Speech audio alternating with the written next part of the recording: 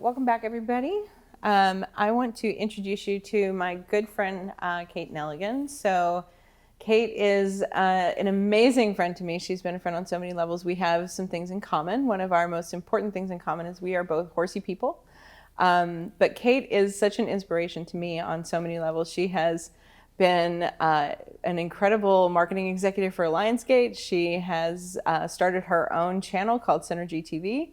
And she also started this incredible, amazing practice of being an equine facilitating life coach, where she works with people from everywhere from California to Colorado, where she's just recently relocated to.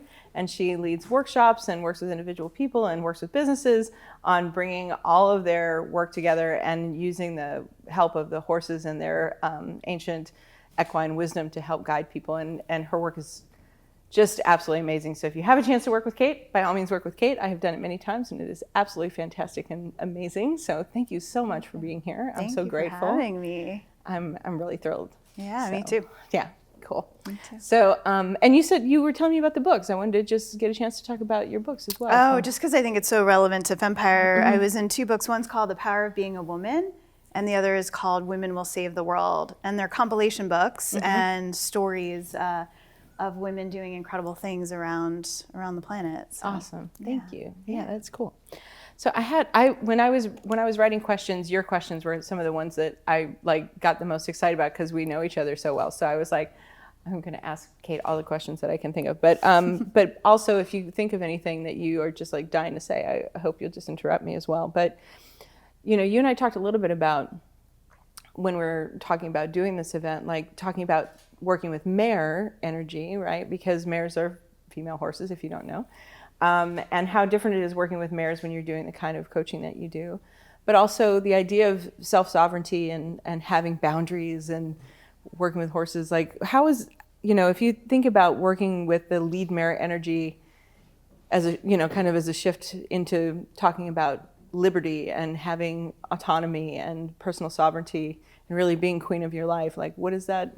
How do you think about that differently when you think about the lead mare energy?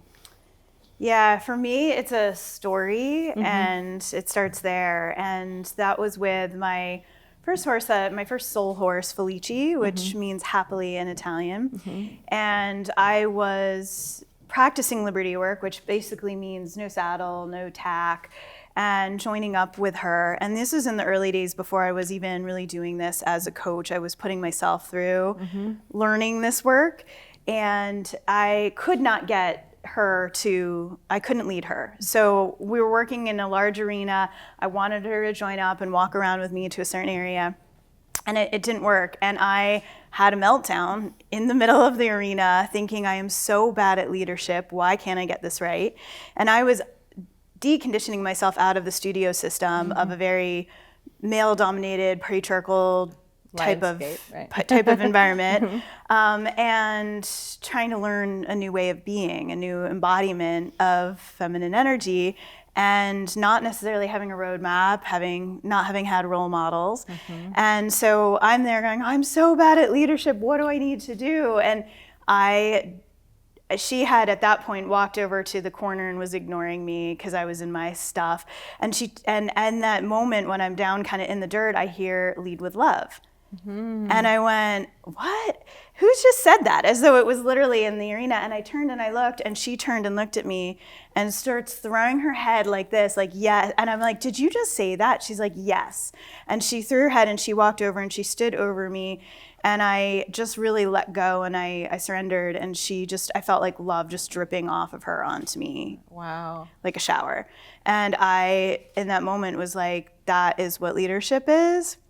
And love for me is feeling kindness and warmth and joy and passion and support and all of these authentic self qualities in the body, and then leading from that energetic place rather than like, I have to, this person wants me to do that, this would be the best outcome, right? So like letting go of the mind and actually using like the entire system, which is what horses do. So she, as a mare, taught me one of the most important things, which was how to lead with love, starting from that place. Wow. It sounds like that experience was really foundational, that it changed it probably sounds like it changed your life. It did. It felt like something where when I go into looking at what outcome can I create, and it feels like a level of frenetic energy, I go back to, okay, I need to lead with love, right? What does that look like? That's my intention. I was thinking of your concept of divided woman and united queen, and I was thinking there's two words that change that for me. The divided woman is I should. Which is anything that I'm not already doing. I'm not enough. It's not enough. So I should, rather than I am. I'm like, it's okay. And so I realized that should, like that word now sounds like a swear word. So I've thrown it away, and I don't let other people do it to me too. I've actually trained the biggest shooter in my life, which was my dad, to not say the word to me. Oh, wow. And he catches himself, and it's awesome. That is amazing. It's awesome. And then the word in the United Queen for me was, besides the I am, which is who we are, it's the I intend. I know this can happen. I'm going to allow it. My intention will drive it. And horses work on intention. So you can go in and want a horse to move away and try to ask them to do it, but inside your intention is, no, I really want you to stay with me. Yeah. And they don't move, as you know. So it's coming into that clarity of I intend you to move, and then they'll do that. And so there's like a level of that clarity and that powerful energy that goes with an I intend, which is the outcome you're looking for, knowing that you don't have to be attached to that outcome.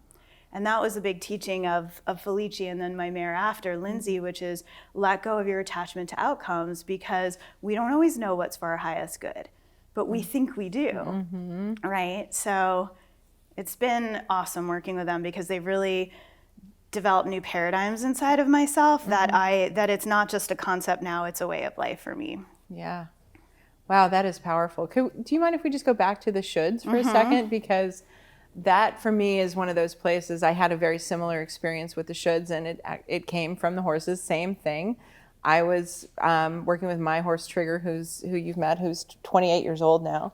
But he, there was this moment of him trying to ride him the way I should, and it was a very, talking about the divided woman and the Femmepyre and the Misor, a very Femmepyre way of like, I'm supposed to ride this horse very militaristically, right? So I'm supposed to like hold my legs a certain way, hold my shoulders a certain way, hold my reins a certain way. And he was not having it. He was very like, not doing it.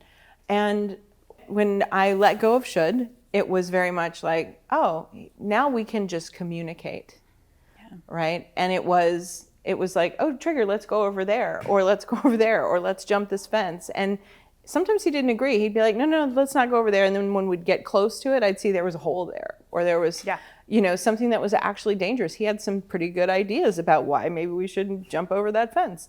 He dumped me one time because of a duck, but that's a whole other story. There was a duck on the other side of the fence, and he dumped me. But so the shoulds, I think I love that idea of the shoulds belong to the divided woman, and the intention is really part of the United Queen, because in our previous talk, we didn't get to talk about the United Queen as much, because we're talking about what she represents, this idea of personal autonomy, personal sovereignty. And there's an acronym that goes with her, like Femmepyre and Misor. It's SULA, which is strong, unattached, life and love affirming. And unattached is, both euphemistically meaning not necessarily with a partner, but also unattached to the outcome, right? Like, so that goes perfectly with that, right? There's no shoulds if you're the queen. There's just intention and will, real will, not should will. Right. And the big distinction the horses have taught me, and I found it really helpful with my clients, is the distinction between power over and power with. And one of the things that I think is fascinating about horse training is a lot of old school horse training is power over. So it is heavy on tack and always having a lean line and connected to a halter or bridle with a big bit. And it's my way, my will over yours. And horses will eventually submit to dominance, but they are actually in submission. They are not in partnership. Right. And we do that as well. We will eventually go, I don't want to fight this. I'm just going to do it. but we're unhappy about it or resentful, and there's no love with that leader, right? Right. So that's what I would call fear-based leadership, which is, I am afraid of this 1,200-pound being, so I'm going to inflict my will. I'm going to make it do what I need it to. And even those that are doing nonviolent what's natural horsemanship training, they're still running horses around until they get tired, and then they're willing to join up with them. What I teach and what I love is when the whole way of a join up is power with, which is, like you said about your horse, you may have really good ideas. In fact, I'm sure you do, because your senses are different from mine. And that's how we are with each other. We all have different senses. And I'm going to trust you, and I need you to trust me. And the best way that we can do that is to join through energy that feels good, because horses follow what feels good. So there's the power with is, how do I also go to power within? What's inside of me that needs to come out? My mare Lindsay when we were walking around, was like, you are not going to join up with me from a place of control or agenda. Because I'd walk in and be like, okay, well, I'm in good energy, let's go. And then I'd be like, okay, let's do this, and then let's do this. And she's like, stop, you're still in control mode. And it's so subtle, and we have to practice so much with the body to remind ourselves that this power within is really about, and sometimes it is a little fake it till we make it, if we're not in a place of feeling massive joy or massive confidence and love. But we step into that, and then what I've found is a horse will instantly join with you. Go wherever you need to go, because they trust, and that feels good. That feels safe to them. But that is hard to teach. There's not a formula of like, run them until you see their head drop and they lick and chew and then they come with you. It's like, it's not even about body language, so to speak. It's about the energy that we're coming from inside. How we show up matters. It matters in a family, it matters in a company, and it matters in an arena. And so the horses, for me, have gotten me to, how do I come back into myself and who I am, and then lead and have them join up with me. And it works every single time. So to me, it's a new way of being, and they're teaching us that, and it's powerful. That is really cool. It's so interesting to hear that, because knowing you and knowing where you came from, because you didn't come at this with like, oh, I'm going to grow up and be a equine facilitated coach. You were like, I'm going to be this high-powered marketing executive and make movies, and that's not what happened. I mean, it happened, but then it was like, So how do you bridge? Because that's very, talking about the divided woman again, right? How do you see yourself having taken that kind of me pay, me soar thing to your own sovereignty? Because that's really what you're doing. It's like everything you're doing is about kind of living in that place of owning your truth and your gifts. Yeah. Well, I luckily got a master's in spiritual psychology, which changed the entire game for me, from being very ego-driven to I'm going to run a movie studio. Because if I was really, really honest with myself, that was about, I'll finally have parental approval, society approval, and I'll have all the things I should have, like money and respect and fame and all these things. And then I realized I didn't want any of that after I got in touch with the spiritual side of myself, which was in many ways my heart, in many ways loyalty to my soul, to my gifts. And I decided, so I still had a little bit of an interesting curve in my path where I left entertainment, tried to create my own entertainment platform, which was all about inspiration and love, but still was in that bit of an ego-driven, like what the motivation was, let's spread inspiration and love, but there was still that layer of it, but I have to be really successful, which was actually crippling the outcome and not allowing in what was supposed to, which I've loved horses since I was 10. I'm happier around them than I am anywhere else in the world. Everyone I know is extremely happy around them, and I wanted to have this legacy of happiness when my horse died. Like, she was like, let the world be happier. And I'm like, and that's for you as well. And so for me, I'm like, I get to be outside, be around the creatures I love more than anything in the world, and help people actually become better versions of themselves. And for me, that was really my gift. But I had to listen, and I had to get out of my own way. And I had to explore my gifts, and I had to have a spiritual awakening, which crisis always, I think, brings us to.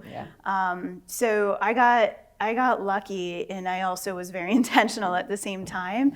But I was thinking about what is that path of our own truth and power, and for me it is how do we do what we love so much that we would walk up to any single person on the street and start telling them about this one thing that we're that passionate and we love that most. Like, that's for us to do, that thing. And so I didn't realize I could ever have a career playing with animals, and I do. So, I want to be that role model now for people, that it's like, yes, you can do what you love, make good money at it, and you don't have to follow the path that someone else set up for you, or that your ego cleverly set up for you so that you could be enough in the world. Like, we are already enough, and we get to be here and share our gifts if we choose to. Right. If you can heal the divide, if you can pull those two parts together, not live in the shoulds. Well, and who's driving the bus, right? The divide of like, the soul voice, and that that heart-centered voice is always there, but who are we listening to, and who's driving the bus? And for a long time, it was my ego.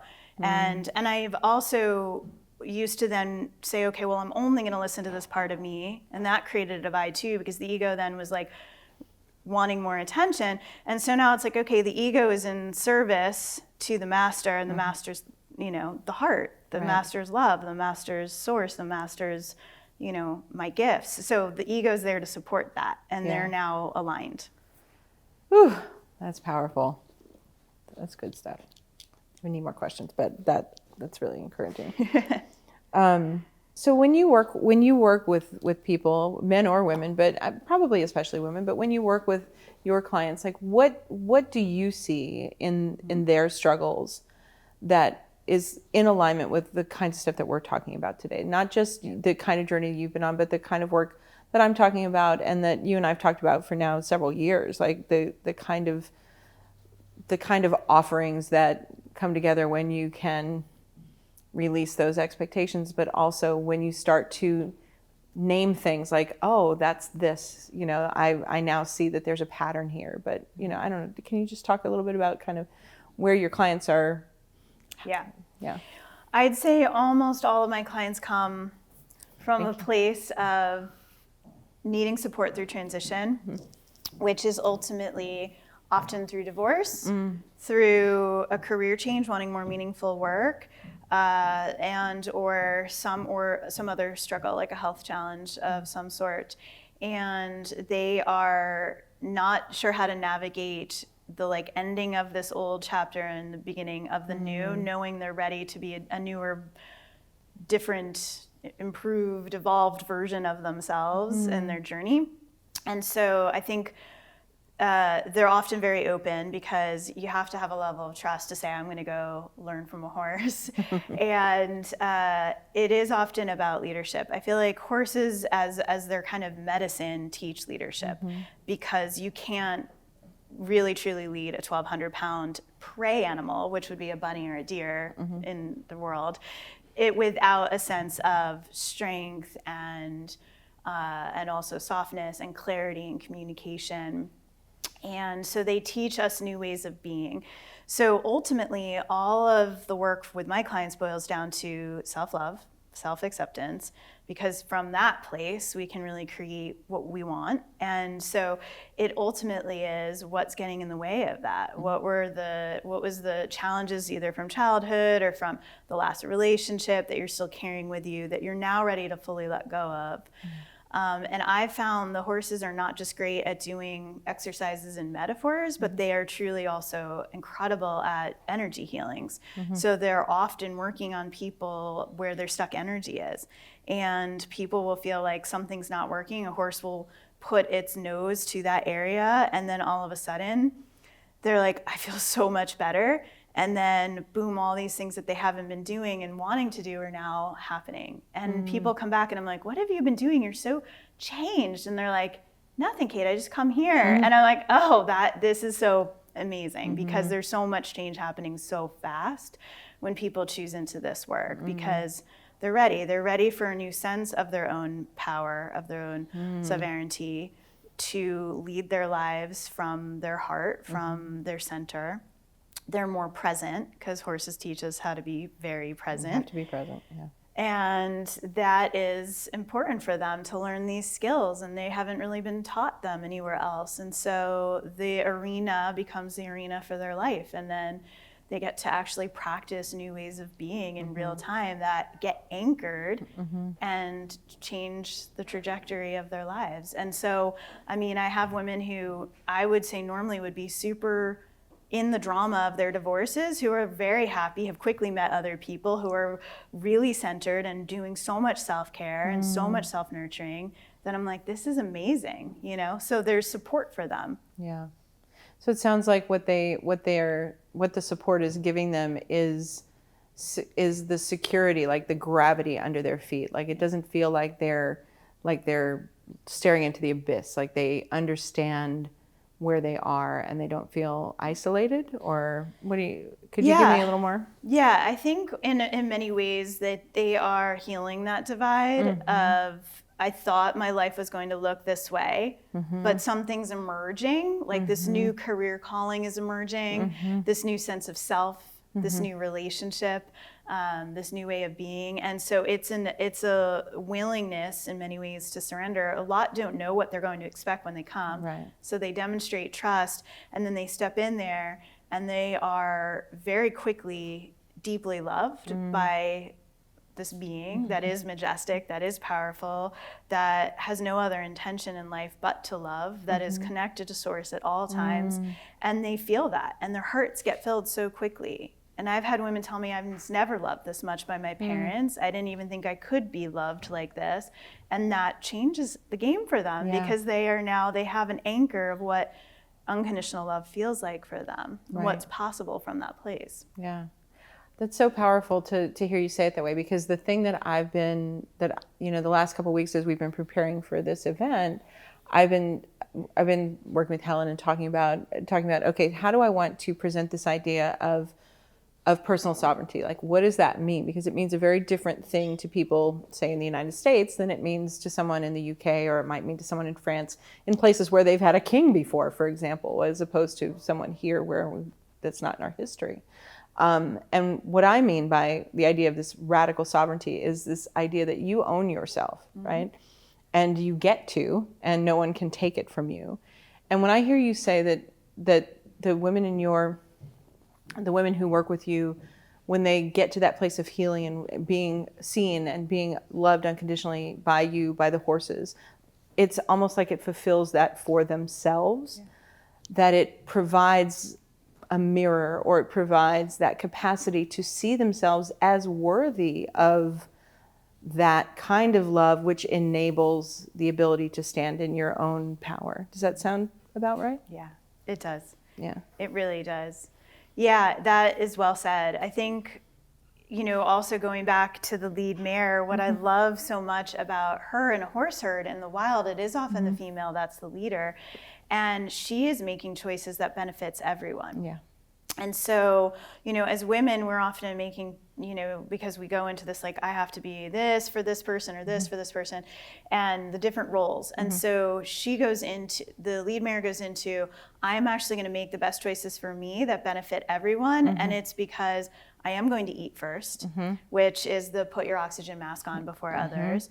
And she knows how to receive support from the stallion. He's using as this masculine horse, using his power to make sure the horse herd joins with her, but she's making these smart decisions, and there's a lot of trust there, and there's a lot of respect. And the two things that people learn right away with horses is respect and rapport. And women will almost always go for this rapport. Well, I just want the horse to like me. I want this connection. But they'll not have boundaries then. So the horse will come in and actually start to get into their space, and then they're like pushed up against a fence, which I know you've seen. And all of a sudden it's like, wait a minute, how can we have respect and rapport?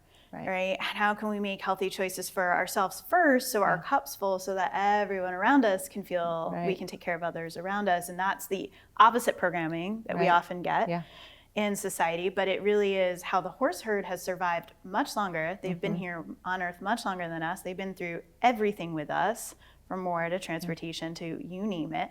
And I think because we don't need them for the stuff we used to, like transportation and war and all these things, that they're now able to really be in their full true selves, which is as healers, as teachers. And there's so much, if we just spend time with them, that we can learn from them. And people don't know that. And that's one of my missions, is to be a voice for them, to be like, please consider the lesson of the horse and the lesson of that leadership, of that strong feminine power.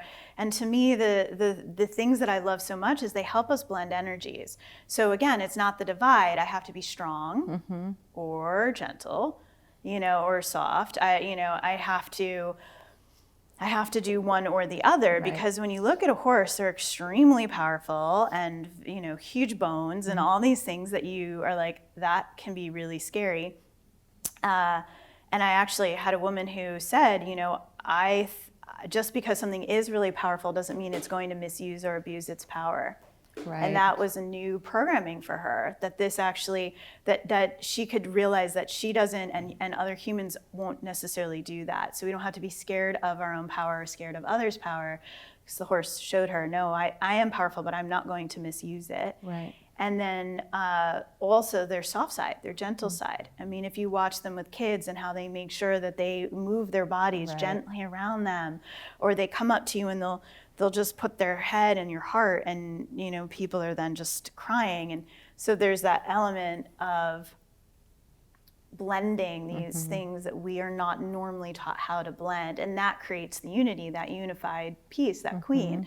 And we can make better decisions from the blended self than from the divided, because there's always a war going on inside then. Yeah.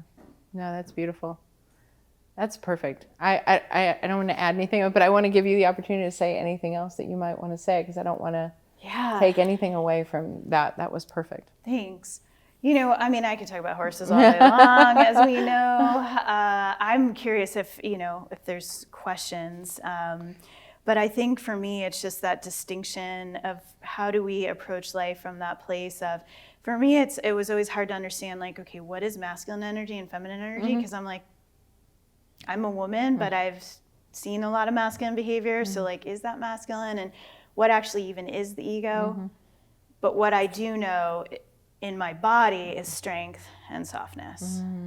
And so I can blend that and not necessarily have to label it as masculine, feminine. Like, I'm still a woman.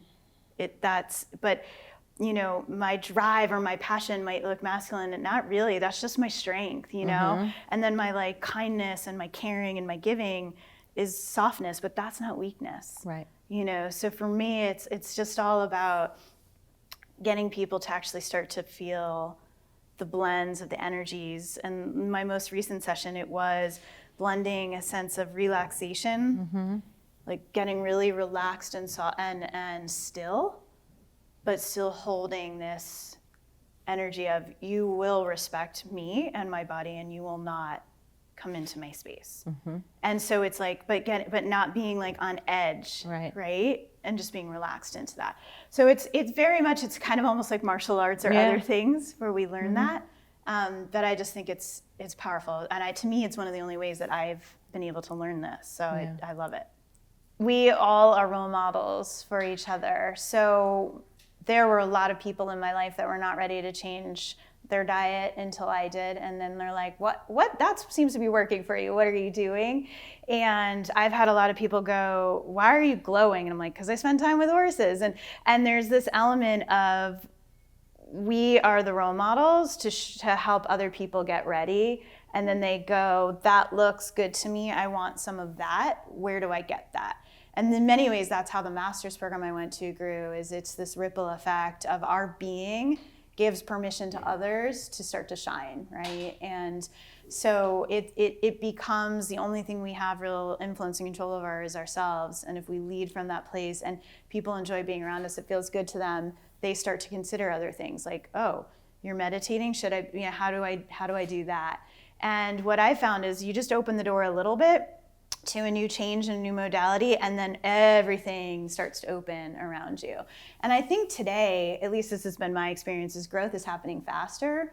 Personal growth is happening faster, and we're changing quicker than like when I started my journey 10, 15 years ago. But I'm proof, like I used to be an atheist, And I used to be extremely ego-driven with certain goals. And so like I've really changed in a very short amount of time. So I believe that I have hope and believe that we all can. And that, again, it is that Gandhi quote, be the change. We can't go like shake the world and ask them to change. People are growing and blossoming as a flower when they're meant to. Nature has its cycle. Nature knows what it's doing. All right, so I'm going to wrap it up and say thank you so much for this. This was brilliant and wonderful, as always. And people can find you at consciousrockstar.com, right? Yes. And Kate also has an amazing Facebook presence, so find her on Facebook as well. And we'll end it there. And can't wait to hear all the questions that come about. So thank you so much. Thank you for being here. Yeah. All right. Thank you so much. So,